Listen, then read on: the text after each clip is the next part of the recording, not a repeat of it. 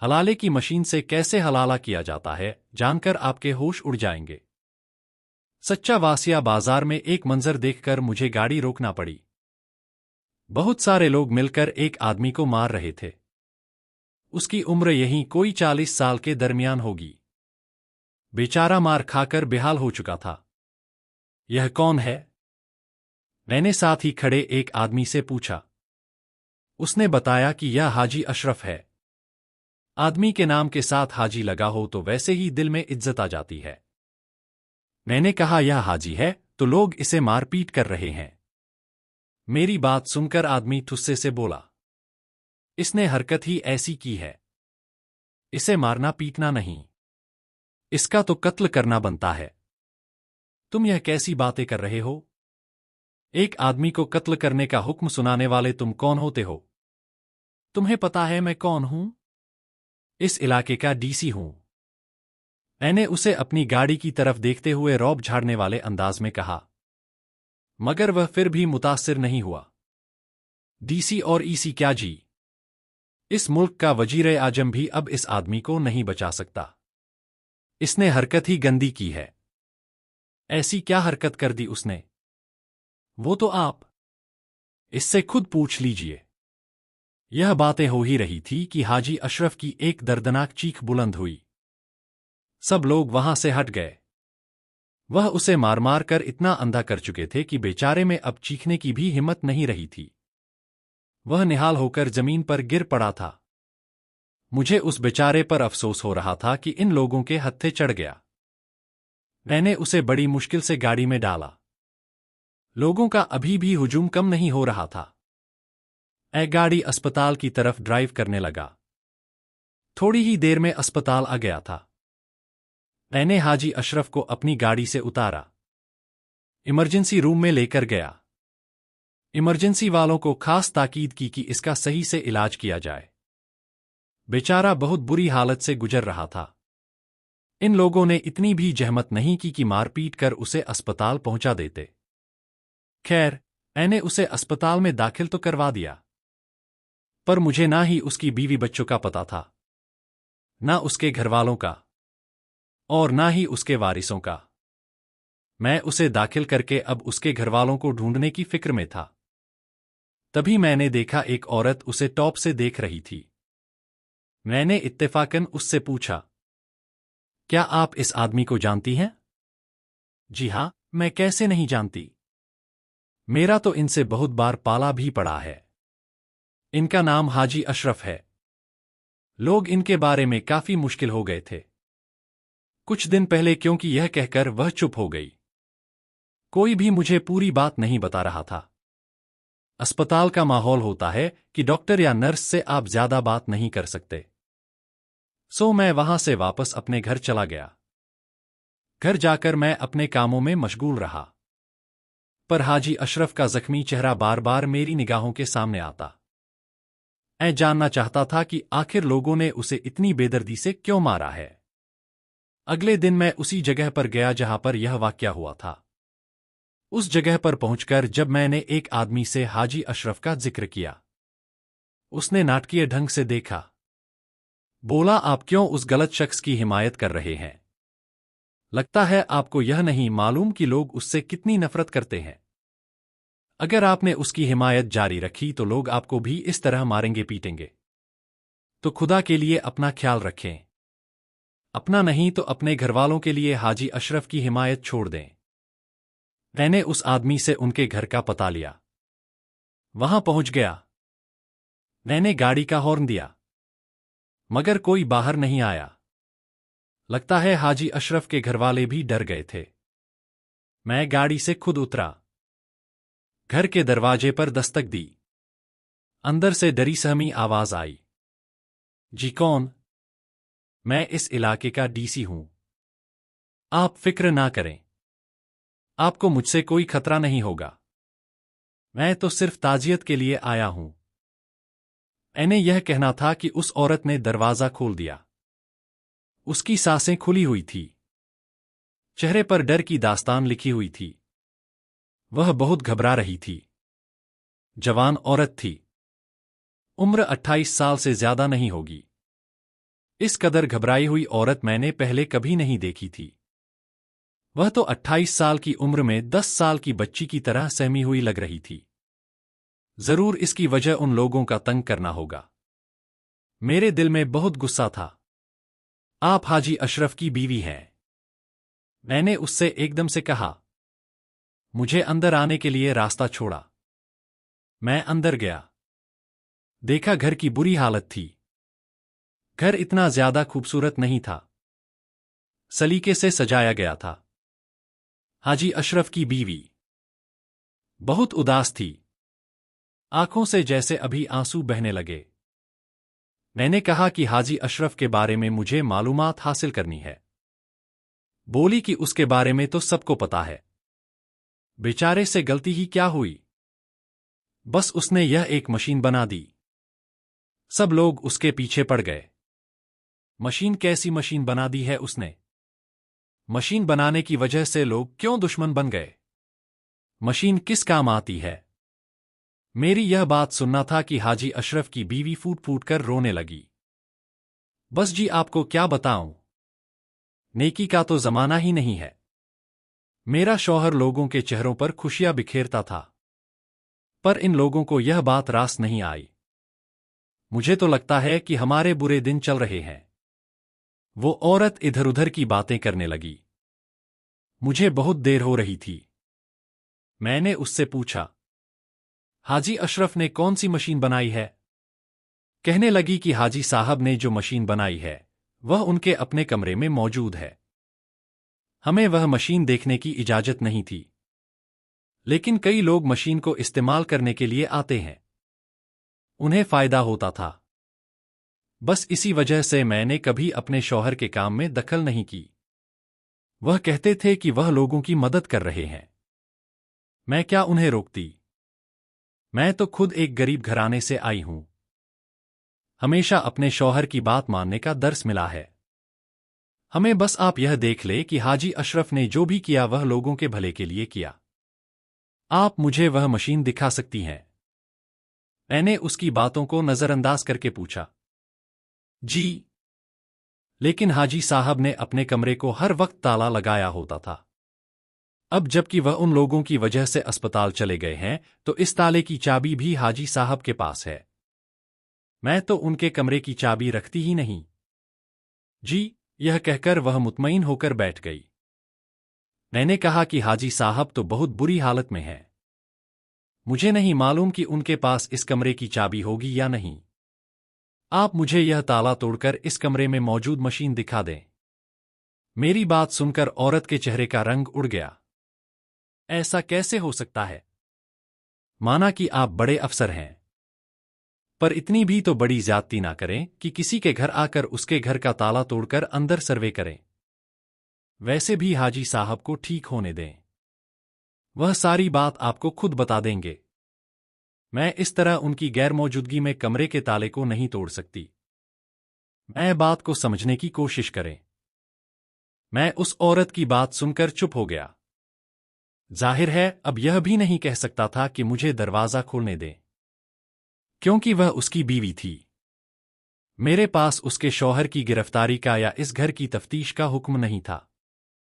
मैं तो अपनी दिलचस्पी की बुनियाद पर यहां आया था। मैंने उससे इजाजत ली, उस घर से निकल आया। अब जब तक हाजी अशरफ ठीक नहीं हो जाता था, उसे होश नहीं आता था, मैं कोई बात नहीं कर सकता था। तामखा एक औरत का दिल दुखाकर मुझे क्या मिलना था। अगले दिन का इंतजार करने लगा। सुबह सुबह अस्पताल गया। हाजी अशरफ को होश आ चुका था। उसकी बीवी को इस बारे में पता था, लेकिन वह अभी तक अस्पताल में नहीं आई थी। इससे पहले कि मैं हाजी अशरफ के कमरे में उसकी ताज़ियत करने जाता, बाहर अस्पताल में मुझे शोर सुनाई दिया। मैंने देखा हाजी अशरफ की बीवी अस्पताल के अंदर दाखिल होने की कोशिश कर रही थी, पर लोग उसे खरीखोटी सुना रहे थे। कुछ लोग तो उसे कह रहे थे कि तुम भी इस जुर्म में बराबर की शरीक हो। तुम भी उसकी मशीन इस्तेमाल करके ही यहां पहुंची हो। तुम्हें इस तरह नहीं करना चाहिए था। वह बेचारी औरत को तंग कर रहे थे। मैंने जाकर उन लोगों को बहलाया। हाजी अशरफ की बीवी को अंदर लेकर आ गया। वह अपने शौहर से मिलने के लिए अस्पताल के स्पेशल वार्ड में चली गई। हाजी अशरफ को होश आ चुका था। वह बहुत बुरी तरह फंसा हुआ लग रहा था। लगता था जैसे अभी रोएगा। आंखों में नदामत और शर्मिंदगी थी। वह अपनी बीवी से मिला। मैं बाहर खड़ा होकर उसकी बीवी के जाने का इंतजार करने लगा। आधे घंटे के बाद वह वार्ड से बाहर निकली। मैं अंदर दाखिल हुआ। अशरफ मुझे देखते ही डर गया। मैंने कहा, तुम्हें डरने या घबराने की कोई जरूरत नहीं है। मैं तुम्हारी मदद करने आया हूं। बाकी लोगों की तरह तुम्हें मारूंगा नहीं। यह बात सुनकर उसके चेहरे पर फीकी सी मुस्कुराहट आई। बोला कि आप बहुत अच्छे हैं। मुझे आपसे उम्मीद है कि आप मेरी मदद करेंगे। यह कहकर मैं उसके पास बैठ गया। मैंने उसे तसल्ली दी। पूछा कि तुम्हें लोग क्यों मार रहे थे। मेरी बात सुनकर वह रोने लगा। बोला कि बस मैं आपको क्या बताऊं। मैंने तो एक ऐसी मशीन इजाद की थी। उस मशीन से बहुत लोगों को फायदा हुआ। लेकिन फिर जब मैं कुछ लोगों के काम ना आ सका तो उन्होंने मार मार कर मुझे आधा मुआ कर दिया। आपको पता है कि मैं हाजी हूं। मैंने हज किया है। इस्लाम के मुतल्लिक समझता हूं। लेकिन फिर भी इन लोगों ने मेरे साथ यह सलूक किया। यह मुल्क तो भलाई के काबिल ही नहीं। हाजी अशरफ फिर रोने लगा। मुझे उस पर तरस आ गया। मैंने कहा, तुम मुझे सारी बात बता सकते हो। अगर तुम सच बोलोगे तो तभी मुझे तुम्हारे बारे में मालूम होगा। मैं तुम्हारा केस हल करवा सकूंगा। अभी मैं बातें कर ही रहा था कि नर्स कमरे में आ गई। वह बोली कि फिलहाल आप इनसे बात नहीं कर सकते। इनकी हालत थोड़ी नाजुक है। आप कमरे से बाहर चले जाए। जब यह डिस्चार्ज हो जाएंगे तो आप इनसे लंबा इंटरव्यू कर लीजिएगा। नर्स के कहने पर मैं हाजी अशरफ को अस्पताल में छोड़कर आ गया। अगले 2-3 दिनों में वह फिर चलने फिरने के काबिल हो गया था। सो मैं उसे अपने घर ही ले आया। मैंने उसे अपने घर में लाकर बहुत खिदमत की। हाजी अशरफ के चेहरे पर अजीब सी बेकसी थी, जैसे उसे मेरे अच्छे सलूक पर यकीन नहीं आ रहा हो। जाहिर है, जब आपको इतने लोग मार पीट चुके हों तो जिंदगी में बेकसी आ ही जाती है। मैंने उससे पूरी कहानी सुनी थी। मैं चाहता था कि मैं हाजी अशरफ के बारे में हर मालूमात हासिल करूं, वरना तो मैं उसके केस तक नहीं पहुंच सकता था। मैंने उससे सवाल किया कि तुमने कौन सी मशीन बनाई थी। कहने लगा कि मैंने यह एक ऐसी मशीन बनाई थी जिसे हलाला वाली मशीन कहते हैं। हलाला वाली मशीन? हलाला तो तलाक के बाद होता है। वह तो सिर्फ एक इंसान के साथ शादी करने से ही होता है। तुम यह क्या कह रहे हो कि तुमने हलाला वाली मशीन बना दी? मुझे थोड़ा थोड़ा गुस्सा भी आ रहा था। मेरा गुस्सा देखकर वह चुप हो गया। बोला कि साहब, मुझे पता है आप भी मेरी उतनी ही बेइज्जती करेंगे जितनी बाहर के लोगों ने की है। मुझसे बगैर कहानी सुने मुझे सजा सुना देंगे। मुझे उस पर तरस आ गया। मैंने कहा, ऐसा नहीं है। मैं तुम्हें सजा नहीं दूंगा। अगर तुम्हारे इस जुर्म की कोई सजा कानून में ना हुई तो मैं तुम्हें सजा कैसे दे सकता हूं?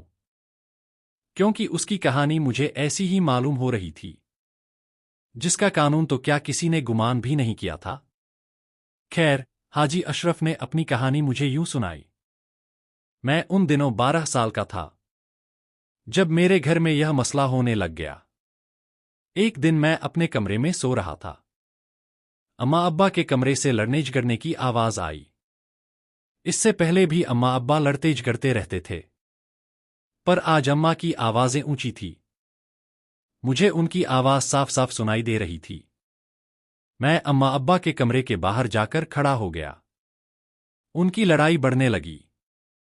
फिर एकदम खामोशी छा गई, क्योंकि अब्बा ने अम्मा को 3 लफ्ज बोल दिए थे। अब्बा ने अम्मा को तलाक दे दिया था। तलाक के अल्फाज तो मेरे कानों में भी गूंजने लगे। उसके बाद गहरी खामोशी छा गई। थोड़ी देर बाद कमरे का दरवाजा खटक से खुला। अम्मा रोती हुई अपना सीना पीटती घर से निकल गई। अब्बा उनको आवाजें देते रहे, पर अम्मा किसी भूखी शेरनी की तरह उन पर झपटने को तैयार थी। अम्मा रात के अंधेरे में हमारे घर को छोड़कर नाना अब्बा के घर चली गई। उनके जाने के बाद मैं रोना शुरू हो गया। मेरे बेतहाशा रोने में मेरे बाप की सिसकियां भी शामिल थी। मेरे अब्बा भी रो रहे थे, क्योंकि वह अपनी बीवी से बेपनाह मोहब्बत करते थे। मैं इस मोहब्बत का गवाह था। जब भी घर आते अम्मा के लिए खून जरूर लाते थे। अम्मा खुश होकर खून उनके हाथ से ले लेती, पर कुछ अरसे से ना जाने क्यों उनके दरमियान लड़ाई झगड़े होने लगे थे। बस फिर यह दिन अब्बा ने अम्मा को तलाक दे दिया, घर से निकाल दिया। मेरा रो रो कर बुरा हाल था। 2-3 दिन तो अब्बा ने भी खाना नहीं खाया। मैं भी भूखा बैठा रहा। 2-3 दिन के बाद अब्बा मुझसे कहने लगे, बेटा अगर तुम अपनी मां को याद कर रहे हो तो मैं तुम्हें उसके पास छोड़ आता हूं। तुम नाना के घर जाकर रहो। मेरी और उसकी तलाक हुई है। तुम्हारी वह अभी भी मां है। इस रुतबे को उससे कोई नहीं छीन सकता। सो तुम जाकर अपनी अम्मा से मिलो। अब्बा के कहने पर मैं अपने घर से निकलकर नानी अम्मा के घर चला गया। वहां जाकर मुझे बहुत सारी अजीब व सरीब बातें सुनने को मिली। कोई भी मुझे अच्छी नजर से नहीं देख रहा था। अम्मा मुझे मिली, बहुत ज्यादा रो रही थी। अब्बा के पास जमीन जायदाद काफी थी। मेरे नाना अब्बा लोग शरीफ थे। अब्बा की इमारत के आगे नाना नानी की दौलत कोई हैसियत नहीं रखती थी। मगर फिर अम्मा ने मुझे खुशखबरी सुनाई। कहने लगी, बेटा मैं और तुम्हारे अब्बा फिर से एक हो जाएंगे। तुम्हें ज्यादा देर रोना नहीं पड़ेगा। मैं अम्मा और नानी की बातें छुप छुप कर सुनने लगा। वह तलाक और हलाला का जिक्र कर रही थी। कुछ ही दिनों के बाद अम्मा की शादी तय हो गई। मैं यहां पर रहते हुए यह बात जान चुका था। 1 हफ्ते बाद अम्मा की शादी किसी आम आदमी से करवा दी जाएगी, जो अम्मा को तलाक दे देगा। उसके बाद अम्मा अब्बा फिर से एक साथ रहने लगेंगे। मुझे 1 हफ्ते बाद अब्बा की याद आई। मैं वापस उनके घर चला गया। वहां जाकर अब्बा ने मुझसे जो भी बात पूछी, मैंने सच सच बता दी। यह सुनकर अब्बा तो गुस्से में आ गए। कहने लगे कि क्या तुमने वाकई में यह बात अपने कानों से सुनी है? शाजिया की दूसरी शादी होगी। उन्हें क्या लगता है कि मैं इसके बाद उसे कबूल कर लूंगा? अब्बा बहुत गुस्से में थे। बात अब्बा की गैरत पर आ गई थी। ऐसा लगता था जैसे वह दम घुटकर मर जाएंगे। अब्बा की बेचैनी मुझसे देखी नहीं जाती थी। अम्मा की शादी के दिन करीब आ रहे थे। मेरी नानी चाहती थी कि मेरे दामाद और बेटी का घर फिर से आबाद हो जाए। उन्होंने अम्मा के निकाह का इंतजाम कर दिया था। घर में शादी का सामा था, पर कोई भी ज्यादा खुश नहीं था। बस फिर ऐसी बात हो गई जिसने हमारी जिंदगियों का रुख मोड़ दिया। जिस दिन अम्मा की शादी थी, अब्बा की बेचैनी देखने वाली थी। लग रहा था जैसे अब्बा सबको मार देंगे। फिर वही हुआ। अम्मा की शादी क्या हुई? अब्बा ने उस आदमी का जीना हराम कर दिया। मुझे मिलवाने के बहाने से अब्बा नाना के घर आ गए थे। अपनी बीवी का निकाह होता देखकर उनका खून खौल उठा था। फिर जो किया उसने ना सिर्फ उनको जेल की सलाखों के पीछे पहुंचा दिया, बल्कि मेरे ज़हन को भी हमेशा के लिए बदल दिया। अब्बा ने उस आदमी को जान से मार दिया था, जो उनकी बीवी से निकाह कर रहा था। अगर यह वाकया सत्य होता तो शायद माफ हो जाता, पर उन्होंने यह सब कुछ खुल्लम-खुल्ला किया था। अब इसकी तो कोई माफी नहीं थी। अब्बा ने जो किया था वह बहुत बड़ा जुर्म था। यूं अब्बा को जेल हो गई। अब्बा जेल की सलाखों के पीछे चले गए। मेरी जिंदगी हमेशा के लिए तबाह बर्बाद हो गई। मेरी मां तो कहीं की नहीं रही थी। जिंदगी पहले की तरह नहीं हो सकी। उसके बाद मैं अपनी जिंदगी में रोजगार की फिक्र में पड़ गया। मेरे लिए बस अब रोजगार ही सब कुछ था। कुछ कमाने के काबिल हुआ तो शादी के बारे में सोचने लगा। मैं मोहब्बत की शादी करना चाह रहा था। क्योंकि मैं जिस लड़की से मोहब्बत करता था वह बहुत खूबसूरत थी, मोहब्बत किए जाने के काबिल थी। यूं मैं उससे बेइंतहा मोहब्बत करता था। उसके घरवालों को मेरे अब्बा के बारे में सब कुछ पता था, लेकिन मैंने उसे अपनी मोहब्बत के जाल में कुछ इस तरह फंसाया। वह अपने घरवालों की बातों को भूलकर मुझसे बेपनाह मोहब्बत करने लगी। मैं उसे अच्छा लगने लगा था। लगता भी क्यों ना। मैं उसका बेइंतहा ख्याल रखता था।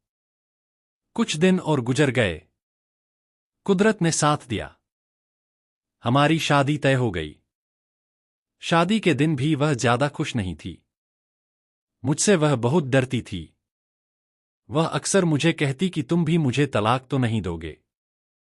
मैं कहता कि तुम यह कैसी बातें कर रही हो। मैं क्यों तलाक दूंगा। तुम एक बहुत खूबसूरत लड़की हो। तुम्हें तलाक देकर मैं इस तरह तड़प तड़प कर नहीं मरना चाहता। मेरी बात पर वह हंसती थी। लेकिन फिर कुछ ऐसा हुआ जिसने मुझे उसे तलाक देने पर मजबूर कर दिया। मैंने एक दिन उसका पीछा किया। वह एक दुकानदार से हंसे हंसकर बातें कर रही थी। मुझे उस पर बहुत शक हुआ था। मैंने खड़े खड़े उससे तफ्तीश करना शुरू कर दी। तुम यहां क्यों आई हो? उसने मुझे बाप का ताना दिया। कहने लगी तुम तो अपने बाप की तरह शक्की निकले। तुम्हारे बाप ने भी तुम्हारी मां को कत्ल किया था। अब क्या तुम इतनी सी बात पर मेरी भी जान लोगे? उसकी बात सुनकर मुझे बहुत गुस्सा आया था। इतना गुस्सा कि मेरे काबू में नहीं रहा। मैंने खड़े खड़े उसको बाजार में तलाक दे दी। तलाक का लफ्ज सुनना था कि उसके तो जैसे 14 तबक रोशन हो गए। वह मुझे फटीफटी निगाहों से देखने लगी, जैसे उसे मेरी इस हरकत पर यकीन ना आया हो। मैं क्या करता? उसने मुझे मेरे बाप का ताना दे दिया। मैंने भी उसे तलाक दे दी। पर मैं उससे मोहब्बत की शादी कर चुका था। उसे तलाक देकर जिंदगी गुजारने का तसव्वुर भी मैंने कभी नहीं किया था। मुझसे जो भी हुआ था वह बस गलती में हुआ था। मैंने उसको मनाने की बहुत कोशिश की। उसने मेरा हाथ झटक दिया। बोली कि तुमने हर हद को पार किया है। अब मैं तेरे साथ नहीं रह सकती। तेरे जैसे इंसान के साथ जिंदगी गुजारना जहन्नम में रहने के मुतरादिफ है। मैं उसकी बातें सुनकर बहुत परेशान हुआ था। मैंने उसके लिए बहुत कोशिशें की, वह किसी तरह मान जाए। पर उसने अपने अम्मा अब्बा को बता दी। उसके बाद मैं दिन रात उसके साथ दोबारा शादी करने के ख्वाब देखने लगा। पर मैं नहीं चाहता था कि मेरी अम्मा की तरह वह भी किसी और के निकाह में आ जाए। मैं गुस्से में आकर उसे भी मार डालूं। मैंने उसके लिए फतवा ढूंढना शुरू कर दिया, मगर इस्लाम में उसकी कोई गुंजाइश नहीं थी।